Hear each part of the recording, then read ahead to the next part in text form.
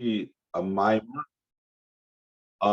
and following the mimer, the Rebbe would have a sikha about Rashi that started in Tafshin Chaf Hey in Lilu Nishmas, you could say, in honor of the passing of his mother. He started saying a beer on Chumash, on the Pasuk Rashi and Chumash. And later years, he started adding an explanation on Rambam, on the daily Rambam, whatever Rambam they were holding with. And he also started explaining the Rebbe's father's notes, which were very cryptic and very short, as I'm sure you've heard many stories about it, that the Rebbe's father wrote notes on the Zohar, but including his notes on Tanya and other things, but because of the lack of ink, being in exile, so all of this was written in a very shorthand, a very cryptic version. So the Rebbe would also spend time every Shabbos on questions and elaborations, or at least lessons from the Rebbe's father's teachings on the Zohar. The Rebbe would also, in the summer months, explain something on Pirkei Avos, and that's why we have a collection of selections of sichos of the Rebbe on Pirkei Avos. Usually, what the Rebbe would do, we'd go through all of these. He would say, Rashi, he would start the questions first. The questions on Rashi, the questions on Rambam, the questions on the Zohar, the questions on Pirkei Avos, and then he would get back to them in the next sikha and explain the Rashi and explain the Zohar and explain. That was usual. Sometimes it was a little bit different. I'm just giving a general overview. So the sikha that we're going to learn now, or the excerpt, if you will, of the sikha that we're going to learn now, is what the Rebbe's father speaks on a Zohar of this week's parsha. Now, very interestingly, this piece of Zohar has actually to do with Shavuos very powerfully, because for one reason is this piece of the Zohar was selected to be incorporated in the Tikkun Leil Shavuos. As we know, that Shavuos night, when we are up all night, the Rabbeim encouraged to study the Tikkun, not study, but to recite, study / recite the Tikkun Leil Shavuos, which the Tikkun Leil Shavuos has selections of all parts of the Torah, all parts of Chumash, Nevi'im, Ksuvim, has selections of Mishnayos, and it also has selections of Kabbalah, including the Zohar. And the part of the Zohar that's selected to study or to recite Tikkun by Tikkun Leil Shavuos, Shavuos night, is a part of Zohar on our parsha, and the Rebbe's father speaks about that Zohar. And the Rebbe is going to speak about that Zohar as well in regards to the Rebbe's father speaking about it. He doesn't actually explain what the Rebbe's what his father speaks about. He mainly speaks about the Zohar. Okay. After our whole Hagdama, let's go on to Yud Aleph. There's the section of that Farbrengen, Shabbos Parshas Nosai, Yud Beis Sivan. No Gamlavayat Inyan Ba'odas Amur al Zohar. It is also customary to explain a topic in my father's notes on the Zohar, the Parsha Shavuot, the Parsha of the week. That's usually what the Rebbe would explain. He would pick his father's notes on the Zohar of that Parsha. And in this case, since this was in Tafshin Memches, and Tafshin Memches was the year where the Rebbetzin passed away, so the Rebbe was very much into bringing a lesson in Ma'aseh B'Poel, and he would call that lesson called V'achai Yitem Liboy, that the living have to pay attention to this and focus and derive from this a lesson in their life. So this was a theme, a phrase that the Rebbe used throughout the entire year from the Rebbetzins passing. In every topic, he used to connect it with a limud, a lesson, a teaching, a directive in the living should take to heart. Then the Rebbe says, by prefacing the Parsha Seinu, the Zohar of our Parsha, there is a topic that's connected with Shavuos. And the Rebbe in general, the Farbrengens of Shabbos following Shavuos, always connected it, and especially since we're talking about the 12th of Sivan, the 12th of Sivan is also called the final day of Tashlumin. So for many different reasons, the Rebbe connected it with Shavuos. By the Rebbe, a Yom Tov wasn't over when the Yom Tov was over. There's Isru Chag, there's the Shabbos afterwards that the Rebbe always speaks about, that the Shabbos after any occasion is Vayichul Hashmayim V'Yorn Chol Tzavam, that the matters of the previous Shabbos are rising up and reaching their completion, just like on the Shabbos, the first Shabbos of creation, it concluded and elevated the entire creation. So any Shabbos after a Yom Tov has significance, and even to a certain degree is higher than the Yom Tov because it raises up the previous days, including the Yom Tov, to a higher level. Additionally, it's the 12th of Sivan. The 12th of Sivan, we do not say Tachnun until the 12th of Sivan because since the times of the Beis HaMikdash, people had to bring karbonis when they came to the Beis HaMikdash. It was called there was the karbonis riyah for coming to the Beis HaMikdash. That itself, when you were oil regel, when you made the pilgrimage to the Beis HaMikdash, on these three Yom Tovim, Pesach, Shavuos, and Sukkot, one had to bring karbonis, specific karbonis, and it was like hundreds of thousands of people came, so it was impossible one day Yom Tov of Shavuos to bring all the karbonis. So many of the karbonis were brought for the duration throughout the next week, going all the way to the 12th of Sivan. So the 12th of Sivan is considered in a way like a conclusion and a completion where we're still busy completing and continuing what went on Shavuos. So therefore, again, it's the 12th of Sivan, this Farbrengen, plus the Shabbos after Shavuos. So therefore, in all ways, the Rebbe would always connect it to the previous Yom Tov to Shavuos. So it says in the Zohar of our Parsha, there's Mamori Shal Rashbi, there's the statement of the Hashem Ben Yochai, She'oimrim b'Tikkun Leil Shavuos, that they say in Tikkun Leil Shavuos. Now, the Tikkun Leil Shavuos, it speaks about the relationship of the Yidden to Matan Torah, and it speaks over there about Min Hashamayim Shemati Shemacha, that from the heavens I've heard your voice, and that has brought me to awe of you. But the Rashbi says, I do not want to look at it in a fearful manner, but rather that the relationship of Hashem with the Yidden is not about awe and fear, but rather the Rashbi says as follows, quote, Anan b'chavivusa tal yidvusa. Us, in other words, me, I, the Rashbi, connects this with love. Like it says, V'ahavtas Hashem al kefa, you should love Hashem your God. And it says, Mi'avas Hashem estem, from the love of Hashem to you. Ahavti eschem amar Hashem, that I have loved you, says Hashem. Amur, and my father, in other words, the Rebbe's father explains these three psukim that specifically the Zohar tries to explain the connection of Yidden with Hashem as a relationship of love. So the Rebbe's father explains the specifics of these three psukim al derech Kabbalah, following Kabbalah teaching. So sometimes, or the majority of the time, the Rebbe would like analyze what his father said, but in this case, actually, the Rebbe is just going to go straight to the Zohar. The connection. Why is this said, or why is this connected to Yom Tov Shavuos, the times of the giving of the Torah? Then was revealed the connection and association of Hashem and the Yidden. It expressed itself in the love that Hashem has for the Yidden. As it says, you chose us from all the nations. That is an indication of Hashem's love for us.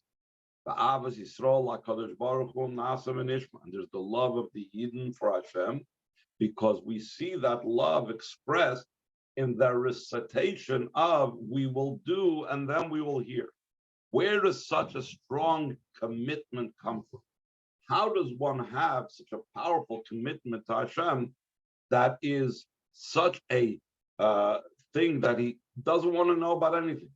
Whatever you say, we will do. That is because of their great desire and yearning and love for Hashem. I just heard an interesting way of someone put this, that when we flying out of my mind, I have to remember this. Anyway, so back to the text. Asher inyan ha'ava koil ha'koil, the idea of love, love includes everything. Hein b'negel la'avas Yisrael ha'kadosh baruch, both concerning the love of Yidden for Hashem. Now, when we say that Yidden love Hashem, that includes everything. Why does it include everything? Love is the root for all 248 positive commandments. Including also the mitzvah of awe of Hashem. That the root for all the 365 negative commandments. The Rebbe is saying here as follows.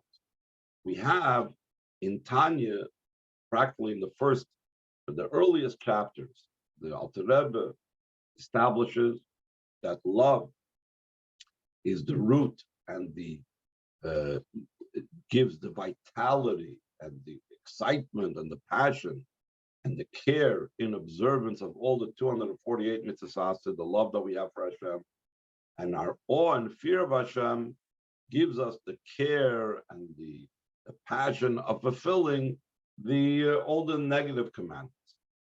So seemingly what comes out is that love only has to do with the 248 positive commandments, and awe and fear only have to do with the negative commandments. But the Rebbe says a very interesting thing. One of the positive commandments is to have yirah from Hashem, to have awe and fear of Hashem. Therefore, when you say that love is the motivator and the source and the root for all the 248 positive commandments, that's including also awe, which awe is the root, the source for all the negative commandments. So it therefore comes out that love is not just the source and the root for all the positive commandments, but it's the source for all the mitzvahs. So that's what he's saying over here, that when we talk about the Yidden's love for Hashem, that love is the source for all the mitzvahs. Love includes everything. That is our love to Hashem, that it says, "V'ahavtas Hashem elkecha," that the Zohar quoted. Also concerning the love of Hashem to the Yidden, that love that Hashem has for the Yidden, that is also includes in it everything. Why? Because of Hashem's love for us. That's the reason why the Eibishter gave the Torah. And therefore, also by extension, the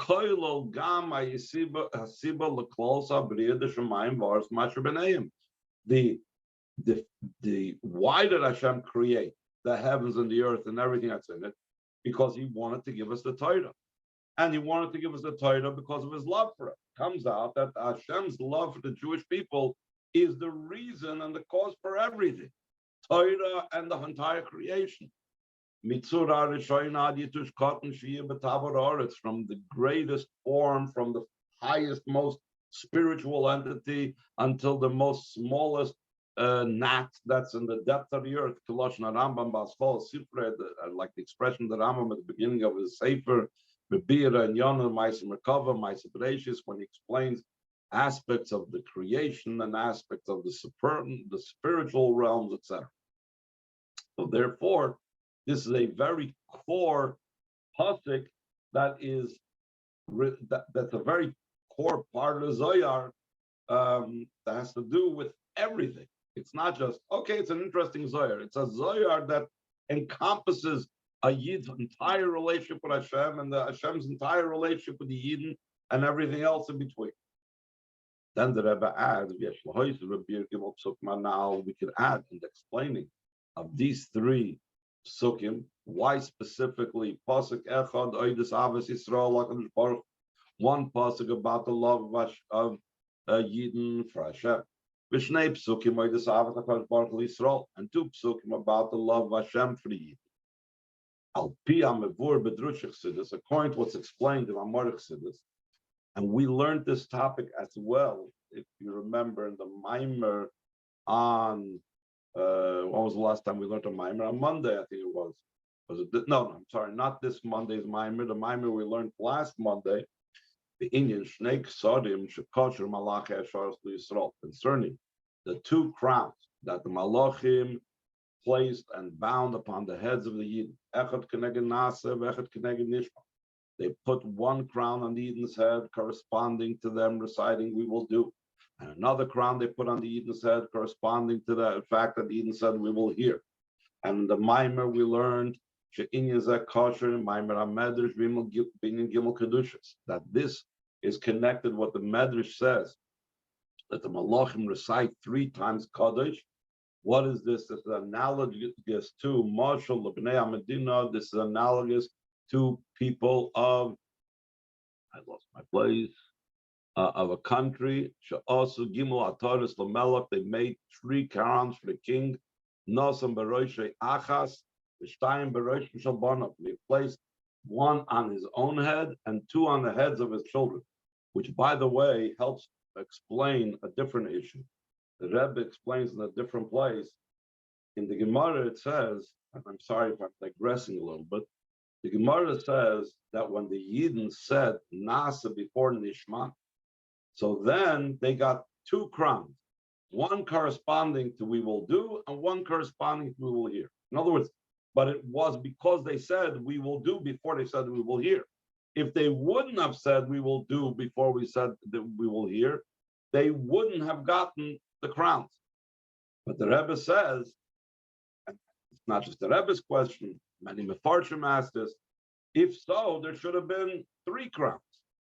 So the Rebbe explains, you're right, there are 3 crowns. And to find out what those 3 crowns are, you got to go to this other method, that the people of the country, which the Rebbe also explains in that Maimer that we were learning, is going on the Yidden. Yidden made 3 crowns for the king.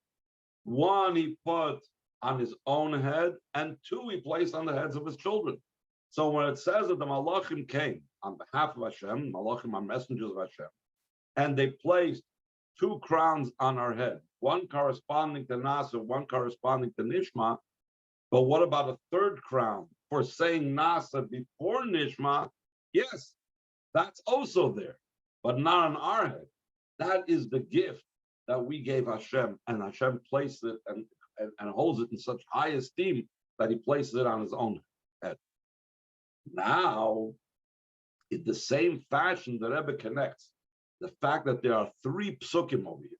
1 pasuk that speaks about the love of the Yidden for Hashem, and 2 psukim that speak about Hashem's love for us. So the Rebbe says, second line from the top, we could say the 1 crown that Hashem placed on his own head, ukeneged pasuk echad al derech avos Yisrael lakadosh baruch.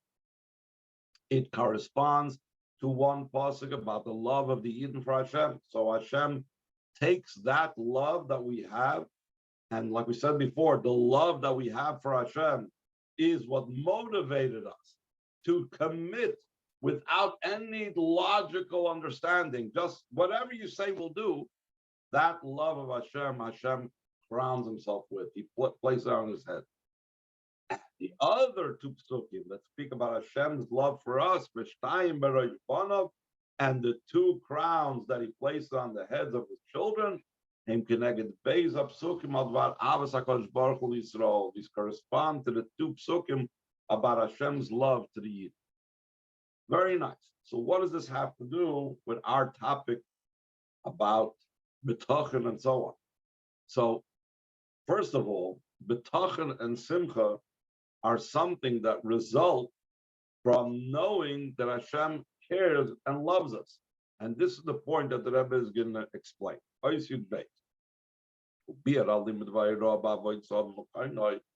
the explanation of the and the teaching in the service of a person to his maker. First preface.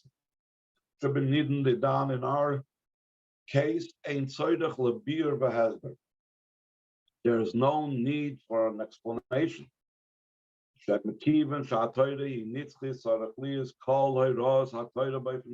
since the Torah is everlasting, all the lessons are everlasting. In other words, like this. Generally, the Rebbe has to explain that some detail that it might say in the parsha about something that would never take place again, even that detail has an everlasting lesson. Why? It only happened then. For example, in Parsha Bamidbar, Chumash Bamidbar talks about the counting of the Yidden. So the Rebbe says, what lesson do we derive from that? So one-time event that happened only in the Midbar. Why does the Torah have to teach us this? Well, the Torah is everlasting, and therefore, since the Torah is everlasting, so it must be an everlasting lesson, even 35 years ago, when it happened, it has lesson 3,335 years later. But in addition to that, the Rebbe says that in our case, when we're talking about the Yidden's love for Hashem and the Hashem's love for us, you don't have to explain that the reason why this lesson is applicable to us now is because the Torah is everlasting. No, it's actually Negea Maisa Payil. It's a practical, down-to-earth thing, Negea in the simple sense, Shadi ben Negea, Lavas Yisrael HaKadosh Baruch Hu, concerning the love of Yidden to Hashem, V'avas HaKadosh Baruch Hu Yisrael, and the love of Hashem to the Yidden. HaMetzias B'Payil Hi Sheyeshna B'Chol Hazman. The actual case in question, the actual scenario is that it exists in all the time. Not like the counting of the Yidden and the Midbar, that the actual count took place only once. No, this love is an ongoing thing, but in an everlasting way, like it's understood and it's obvious. So therefore, this is something that's constant and always. The lesson in our actual service, there's a state of difficulty. And what difficulty we're talking about? So first of all, the Rebbe says, when there's in general, there's a state of difficulty. So each one of us have difficulties in life. And then the Rebbe says there is the difficulty writ large. There's the difficulty in the macro. Beginning from the difficulty of being that you are the fewest of all the nations of Golis, especially in the time of Golis, there is the level of difficulty. And because we are suffering difficulties, whether it's minor difficulties or the major difficulty of being the fewest amongst the nations, the Rebbe also says that the Mesiras Nefesh in our day and age, and one of the most difficult types of Mesiras Nefesh is self-sacrifice, is not to be affected by those that scoff at us. So he says, difficulties and situations that are difficult could, heaven forbid, weaken our service. So the Rebbe says, what helps us overcome that? What helps us overcome these challenges and difficulties? So then the given advice is to think into the love that Hashem has for this individual Yid. This I, as an individual Yid, need to think into Hashem's love to me, personally, individually. Hainu, this means a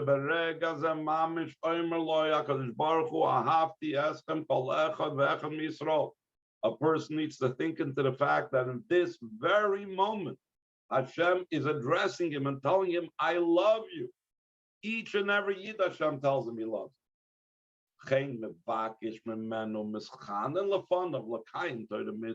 Because of Hashem's powerful love for us. That is why he's requesting from us, and he's begging us to fulfill Torah and Mitzvos, because this is the best thing for you. Imagine a mother trying to convince her toddler to take the antibiotic that was prescribed for him. And she's sitting there in front of the little baby and begging, saying, listen, this the doctor said this is good for you. It's going to make you feel better. Do yourself a favor. Take this. Say to Hashem says, I love you. And I only want what's best for you. And that's why I'm giving you this Torah Mitzvos in B'choisek Telechu, if you will go on my statutes. So there's a very interesting Maimer Chazal, Ein im el loshen tachnunim. The word im is from the word begging. Hashem begs us. And Hashem beseeches us, please do Torah Mitzvahs. When a person thinks into this, that Hashem loves us, and every moment He's expressing His love to us, and He's begging us to do Torah Mitzvahs, so then Yizbatlu kol asfekis v'bilbulim. So then all the doubts and all the confusions and all the difficulties will stop. Will get, all that are like crowding the person's mind and are not letting the person do anything, and he's like so overwhelmed. If he thinks just into this, that Hashem is sitting there and begging him, I love you. Do this for yourself. The mitzvah is going to help you. So,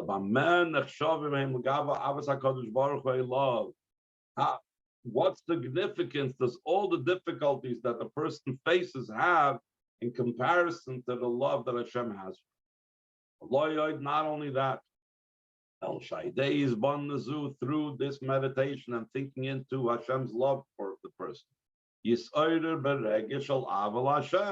So this itself will bring him to love Hashem, like the Alter Rebbe says in Perek Mem Zayin in Tanya, Perek Mem Vav, that there's the Ava of Ponim El Ponim, Kein Levad Mala Adam, that when a person sees how much another loves him, so then he can't help but reciprocate that love back. And therefore, if we meditate on Hashem's love for us, then we will feel a love for Hashem. And then so through that, his service in all matters of Torah Mitzvos will be out of love. Which we know love, serving Hashem out of love is the ultimate perfect type of service. Which of course, like the Rambam writes in the 10th chapter of Hilchos Tshuva, the beer miles avoid the ma'ava, and explaining the quality and the advantage of the service out of love. And he says, Milas Avram Avinu, that this is the great quality of Avram Avinu. That Hashem called him the one that loves him. Hashem that he should love Hashem, a great and powerful and mighty love. Hashem, till his soul is entirely bound up in the love of Hashem. And comes out that he is constantly involved in this love. We can connect this also with the Geula. The Avas Hashem Kshurim Yedias Hashem, because the love of Hashem is connected with knowledge of Hashem. Al Pi Adas Tia Ava, according to the person's knowledge and awareness, will be the love. Since Mashiach comes, the entire preoccupation of the world when Mashiach comes will only be to know Hashem. Like it says, like it says that the earth is filled with the knowledge of Hashem, like the waters covers the sea, which because Rambam writes the conclusion of his sefer. Therefore, along with our knowledge of Hashem, we will also have the love of Hashem. Ava Kamayim, the love that is like water, like it says by Avram,